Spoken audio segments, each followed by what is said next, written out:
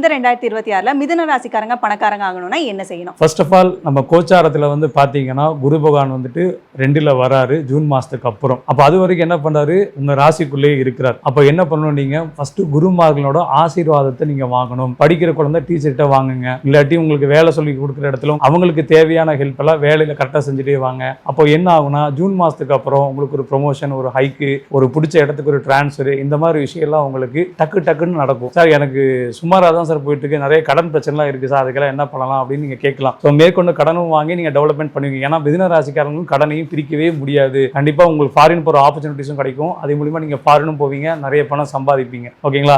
அப்போ இதுக்கு கல்யாணம் ஆனவங்க என்ன பண்ணலாம் அப்படின்னு பார்த்தீங்கன்னா, வேலைக்கு போனதுக்கப்புறம் உங்கள் சம்பளம் வந்துட்டு உங்கள் மனைவியோட அக்கௌண்ட்டில் வர வச்சுக்கோங்க. இல்லை சார் எனக்கு கேஷாக கொடுக்குறாங்க, மனைவியோட கையில் கொடுத்துட்டு அதுக்கப்புறம் அவங்க கிட்ட இருந்து செலவுக்கு வாங்கி பண்ணுங்க. வைஃப் கையில் நீங்கள் பணம் கொடுத்தீங்கன்னு வச்சுக்கோங்க, அந்த பணம் கண்டிப்பாக சேஃபாக இருக்கும். உங்கள் கையில் இருந்தால் அனாபத்தா செலவாயிடும். அம்மா காலில் டெய்லி விழுந்து ஆசீர்வாதம் வாங்கிக்கோங்க.